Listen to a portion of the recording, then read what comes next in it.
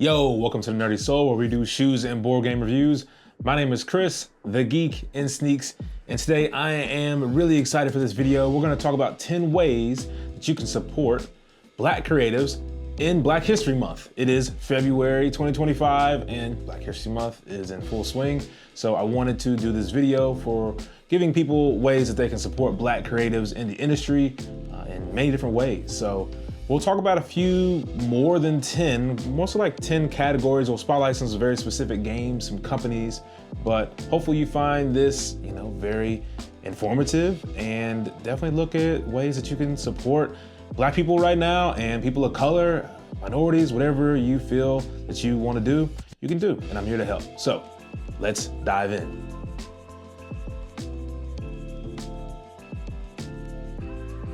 So as a Black man in this board game industry and in the creative field in general, I own my own businesses as an entrepreneur, this is an important topic to me, and I want to spotlight a lot of people that are doing some really great things. So let's kind of dive right into this list, and hopefully you can find some of these that you can support as well. So number one on the list is gonna be the simplest thing that you can do and pretty much the cheapest thing you can do, which is just supporting content creators and creatives in general in the industry. So I'm gonna spotlight a few of these, and these are channels you can find on all your social medias. You can find here on YouTube, TikTok, Instagram, etc., and just liking their posts, commenting on their posts, subscribing if you like their content. It's a great way to support Black people in this month. So the first one, Reggie from Rolling Reggie. Big fan of all of the way he does his content. I think that he does a great job of breaking down not only just the game, but also telling you about mechanics, like teaching you the mechanics before talking about the game. Great channel from Reggie there. Our Family Plays Games are probably the biggest channel that is Black, Starla and Mick, they are just phenomenal people, phenomenal content creators. They've got like a whole slew of people that are ingrained in their system, and they always do these videos like monthly or weekly where they bring people on and talk about different games and topics and stuff. And so if you want to get a really good grasp on all of the different diverse content channels out there, go follow Our Family Plays Games. If you're watching me, you probably already know about them, but they're great. Another one, Candace Harris over at Board Game Geek. She does some fantastic interviews, podcast interviews, and some write-ups on the blog. She also's got content here on YouTube, different game reviews and different conventions that she's going to, stuff like that. She's great. Content's great, seems super lovely. I hope to meet her one day, but that's another person that you can go support. Another one is Jonah Do over at Tantrum House. I really enjoy the way Jonah talks about games. I like Tantrum House a lot. They've got a really cool vibe, and they also host a convention. I think that was just happened a couple weeks ago. So if you want to meet Jonah and the rest of the team, go to the next Tantrum Con, and I think they're in Raleigh, North Carolina. So really cool there. So that's another one you can support. Jeremy Howard is another really good reviewer. He specializes in solo kind of content as well. So that's another one of the really cool aspects of his content. He's a contributor to Man vs. Meeple, so you can find most of his stuff there. He has some of the coolest solo game videos that I've watched. I love his interactivity. He also is very unbiased. He gives very good, honest reviews. So if you're looking for someone that's gonna give you the truth, good or bad, go to Jeremy. Zazu over on TikTok. I love Zazu's style. It's very down to earth. Feels like I'm playing a game with him when he's doing his videos. So very big fan of Zazu, and he's got some cool stuff. He does like some skits and stuff as well. And there are plenty of other creators, people of color. Ruel Gaviola over in Cali, just fantastic content creator. Does a lot of stuff for Good Morning Society, I believe. And you don't have to just support Black creatives, even though it's Black History Month. Support minorities, people of color that are in this industry doing all of this. So it's Black History Month is sort of like a catalyst for you to be able to support these people. So definitely go find plenty more people out there that are doing just great content. All right, number 2 on the list, we are gonna talk about supporting artists that are in the board game area, black artists. Now, I don't know a ton of them. I'm going to be honest. I just know that you can do a lot of homework, but I do want to spotlight one in particular that I'm a big fan of his work, and that is Lamaro Smith. He did the artwork and illustration for The Girl Who Made the Stars, which is a game that I purchased a little while ago. Really enjoy the gameplay from this game, from Final Frontier. He's also done the illustration work for from Stonemaier Games, Libertalia, Winds of Galecrest. I really loved that style for that game. It was sort of a redo of Libertalia. They kind of redid a little bit of the artwork, a lot of the artwork and the graphic design. I think it cleaned it up, made it more vibrant, approachable for the casual gamer, the entry-level gamer, instead of like a really rustic pirate look. And it's got anthropomorphic animals. I don't know how to say that word. But anyway, Lamar was great. I hope that I get to work with him one day on a project because I'm a big fan of his work. But I will link to a list from Stonemaier Games, who has a big list of content creators, artists, and everyone, of people, minorities, people of color, or just generally, and it's got a whole plethora of people listed on there with a lot of different links. So definitely, if you are a publisher, you're trying to make a game, a good way to support Black people in the industry is to hire them to do art, hire them to do graphic design. That is one of the best ways to support people. Number 3, we're gonna talk about supporting businesses, not just Black-owned businesses, but businesses that really support Black. So the first one I wanna talk about is Queen and Rook in Philly. So shout out to Philly for winning the big game Super Bowl recently, like last night. And this is the board game bar that I went to while I was at PAX Unplugged. They had like a recap party, and it was just phenomenal. One of the coolest board game bars I've ever been to. High class bar, drinks were great. They also had an arcade in the basement with all these dope like arcade games. You go and play ski hockey, all that kind of stuff. So if you're in Philly, if you go to PAX Unplugged, go visit Queen and Rook. Patron them.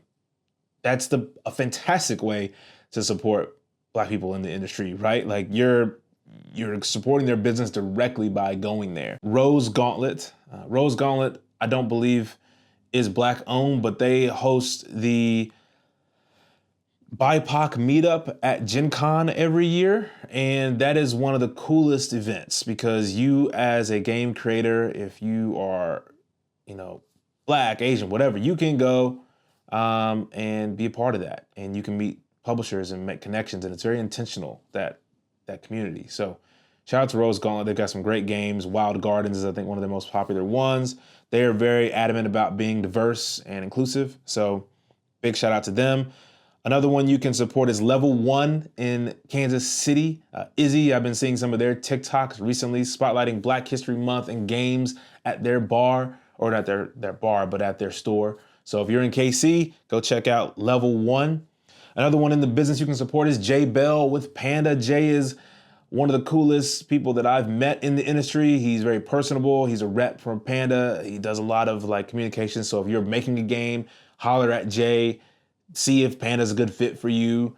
But I know that Jay will be a good fit for you because Jay is just cool. He's so creative, and he's also a game developer and designer as well. So all right, now I'm gonna start getting into specific games and titles that I know are Black owned and or developed, designed by Black people. So number 4, we're gonna talk about Doing the Most Games, which is a Black owned business. And Doing the Most Games has got mostly party games in their lineup, particularly some really cool ones here. Pick Your Pick and Song Survivor. They sent me these games. I got a chance to check them out and play them. They're super fun. You can get them on Amazon. They also have Hood You Rather. And I'm gonna explain a little bit about these games, but these are classic party games that you can be able to play anywhere with anyone. All because it's Black owned doesn't mean you can't play it if you're not Black. You should have a great time.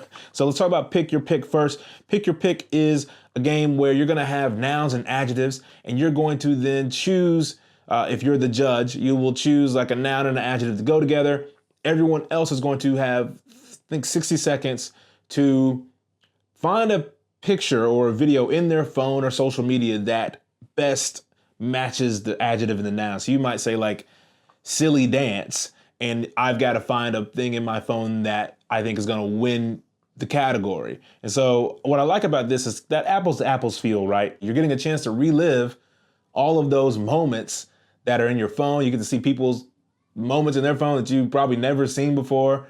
It's just I love games that do that, but make it more personal instead of just like having to be witty, which is also great, but having that twist is nice. So that's Pick Your Pick. Song Survivor is another game. This one was harder to get people to play because it requires singing, but if you can get the right group together, have a karaoke night, this game is really great for that. So in this game, you have a song like, dance might be the word that is the category, and then you can play easy or hard mode. Usually just play easy mode. And in that, everyone's going to sing a song and do like a little performance that matches the word either in the song title, lyrics, or something. And then the judge picks their favorite one. So if you've got a really outgoing group of friends, a Song Survivor is probably a good one for you. Hood You Rather is Would You Rather, but more black. And so I think that one is one I don't have, but I've seen some videos of it being played online and it just looks hilarious. So you've got two different categories or two different topics, and you've got to decide and debate which one you would rather do. Classic game, but these are party games you can just play at the cookout, right? Like you can just hang out. So definitely check out Doing the Most games. Number 5 is another party game I don't have on me, but I recently got introduced to. It's called That's Dope. So in That's Dope, you are going to it's similar in how Doing the Most games is. You've got a party game where you've got a judge and you've got dope or nope cards. And so there'll be a topic out in the middle of the board and you are voting dope or nope using your cards. And you're gonna put those kind of hidden, you'll shuffle them up and then reveal. And then everyone's trying to do a little bit of social deduction of who voted dope and who voted nope. So, you're trying to kind of hide in all of that and also make a topic feel dope or not dope, which is pretty fun. It's got Jackbox kind of vibe to it. They had a crowdfunding campaign a while ago and it did really well. So you can get it now. They're starting to run a lot of ads. I'm getting those recently. So if you want some party games, those are some great party game options that are a little bit different than what you probably are familiar with. So definitely check those out. The next game I want to talk about, number 6, is a game from Peasant Mob. I got sent this from Peasant Mob. This is Reinforcements. Now, Reinforcements is a really cool game. It's from 2 to 4 players, and it's a battle game. And what I really like about this game is, one, the artwork. But before I get into that, let me just say that Nick sent me this game. Nick is one of the designers, co-founders of Peasant Mob. He and his best friends created this company, did this game, and now it's out and about. And I absolutely love this artwork. I'll throw up some images up on the screen so I don't have to try to show you in the camera. But Reinforcements is really cool because what you're trying to do is you've got the different classes in all, it's just a card game. You've got all these different classes and you're making lines that are facing your opponents, right? So you start out with 3 and then you can have up to 6 columns of card or 5 columns of 3 cards. And that's the most. So, you can have 15 cards in front of you, which is sort of like your army. And all these cards have got different power levels to them. So it ranges from like 2 or 1 to 7. And in these classes, you've got green, blue, and red. As you're playing down these cards face down, you're putting them on top of one another to sort of build your reinforcement stack, right? And eventually you can choose to fortify that stack by placing a card in front of it to defend cards, which is kind of making that stack more powerful. Or you can play cards to attack someone else's stack. And so I might say, well, I'm going to attack your stack with this 5 card, right? I might say, I'm going to take this 5 and I'm going to attack you with it. Okay. And so I'll place that in front of your stack. And you might have had, let's say that you put, a 2 and a 2 in front. So I place this in front. When I attack, you reveal that card. If the number that is revealed is greater than a number that I played, then I lose in my card gets discarded. If I played a number that's higher than that one gets discarded. But let's say I played my 5, and then the 2 was revealed. Well, I've still got 3 left over for that. So that 3 carries down the line of the stack and attacks the next card. And you just keep doing that. And so you're trying to eliminate all the cards of the of your opponents. But what's really cool is that, that's a pretty simple game. What I like about it though is, and this has been my experience playing it, is there's a lot of like little twists in it. So every faction has got passive power. So once you get 3 cards in a stack, you reveal all 3 cards. So it's kind of public knowledge because you've hit a limit. You can't have more than 3. And then all of those cards give you passive power. So you kind of want to reveal because the reds give you a little boost, the blues give you a more defensive boost, and the greens let you change around things in your stack. So you're trying to do that. And then as you build up more, you can unlock these sort of totems, these godlike totems that then can help you in the battle. They just like are super powered one-off abilities. And you also have these special cards within every faction that you can play as one-offs, and they could just wipe out a whole row if you meet the conditions. So it's really neat because it's got that hidden bluffing thing to it. It's got great artwork, some really cool illustrations, and it's easy to pack up, easy to take with you.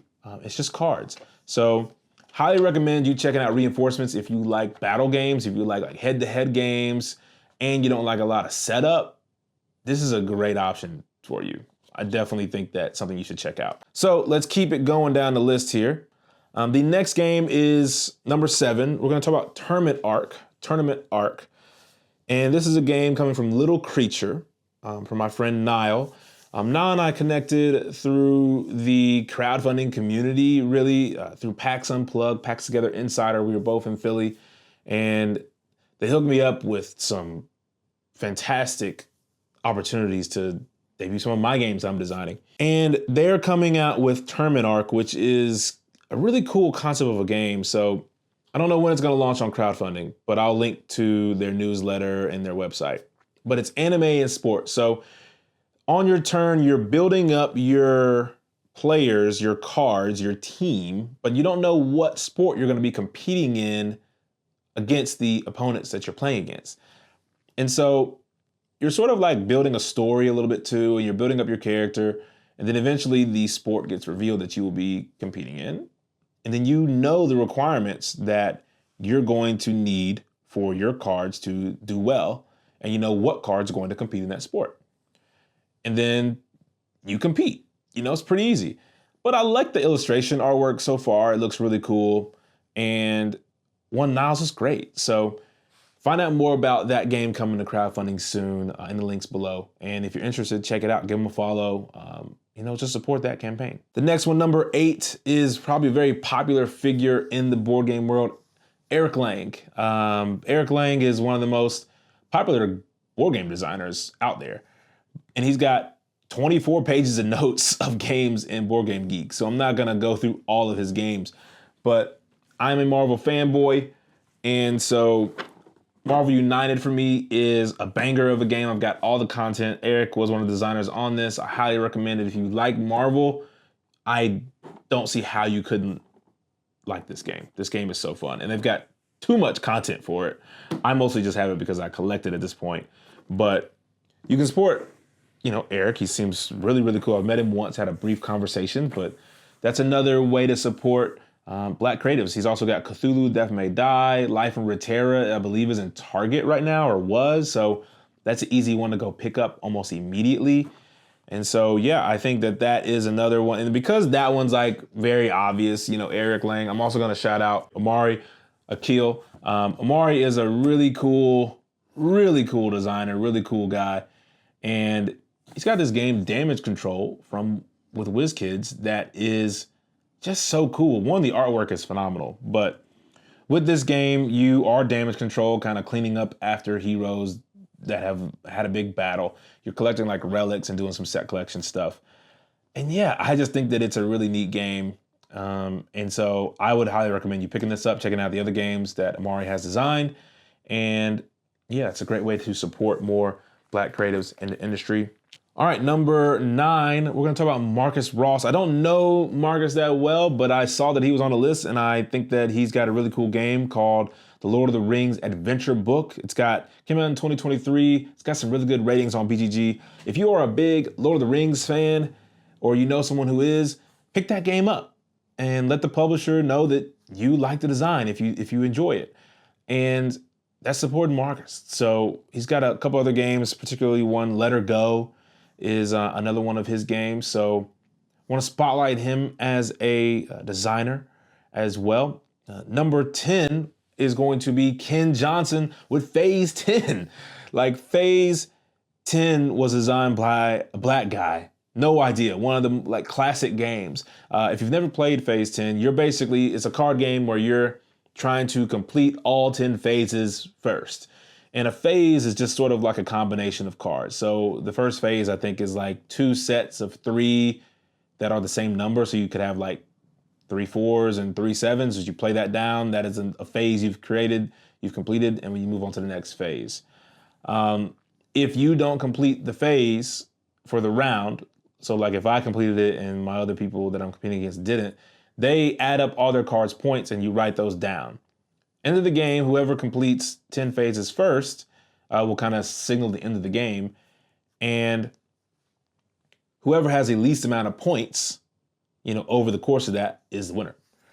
And it kind of reminds me of spades in the sense of like the game that you just play at the Thanksgiving with your family. You're collecting books and you're betting and you're having a good time. But I had no idea that it was created by a black guy. So shout out to Ken Johnson with Phase 10. I just think that's pretty great. So pretty cheap game you can get to support black creators. Now, I'll do a couple honorable mentions in this list. A good way to support black creatives in this industry is to support games and support companies, publishers that showcase black people. So I want to talk about a couple different examples of this. For instance, Lucky Duck, they published this game a while back, Baron Voodoo, and it's all black people on the cover. It's got that voodoo kind of vibe, New Orleans kind of vibe. I love the art style of this. Now, a black person didn't do the illustration for this work, but they really embodied the persona, and I just appreciated it. And so, this made me a big Lucky Duck fan. This was the first game that I actually bought from Lucky Duck. And now I'm a huge supporter of them. And that's just really important. That's really important to have representation on the cover, not just like in the artwork. But it is good when we have good representation within the art of the game. So other examples of this, Ovation. This was recently sent to me from Grand Gamers Guild. They have a good diverse cover. Woman as the spotlight, black person in the shot as well. That's important. That's great. We need more of that. Another one is Mantle of the Keeper. I kickstarted this a while ago, and this is coming to us from Strongbox Games. Now, they've got one of their main characters in the game. This is another battler game. It's a black guy, with dreads, and he's a chemist. And giving black people prominent roles in your games and giving them really cool abilities is like just dope. It makes me want to play as that guy. I want to play him. That's the first character that I'm picking, in the game. Some other games that do this really well. A Distilled has a really good, diverse cast of characters in their cards. They've got they have so much art in that game, but people like that are distillers in that game, characters you can play as. They've got different cultures from different nations represented in that. So they do a great job. Ryan Lockett does a really great job at Red Raven Games of putting, very diverse people in his games and in his illustrations. So definitely go support more of those games. And so that's 10 ways you can support black people during Black History Month in the board game industry. I will do a shameless plug for myself as well. I am a game designer. I have my own publishing company, Chris Couch Games. I've got a game called Kraken Skulls. You can see it right there on the shelf. It's a dice battler where comes with 25 different mini games. It's on Amazon. You can also buy it directly from our shop. We've got some promos for it. It's really, really fun. I did all the illustration myself on that and graphic design and everything.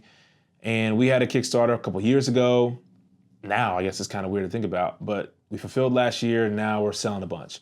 My next game, Holiday Hills, is coming out to Kickstarter in March 11th, we're launching. And it's a Christmas game, all about decorating trees, and I'm super, super proud of it. I've worked my butt off to get that game ready, and I'm still working hard. I'm still going. So if you feel so inclined to check it out, I'll link to the Kickstarter as well for that. I had to get up to show the box off. I figured why not, you know? And so Hall of the Hills is my next game that I'll be bringing the Kickstarter. So if you feel so inclined, you know, you can support a Black-owned business, a Black creator through that as well. But that is 10-ish ways for you to support Black creatives during Black History Month and support beyond too. Let me know how you support creatives in general. It doesn't have to be just Black, but if you do like supporting Black businesses, what are the ways you support Black businesses locally, nationally? Have you played any of these games? Have you heard any of these companies? Let me know in the comments what you're up to and what you're into. But give me a like and subscribe if you enjoyed this content. I'll be doing some more board game reviews throughout the year and more cool content over on TikTok and Instagram as well. But until next time, stay nerdy, keep that soul dirty.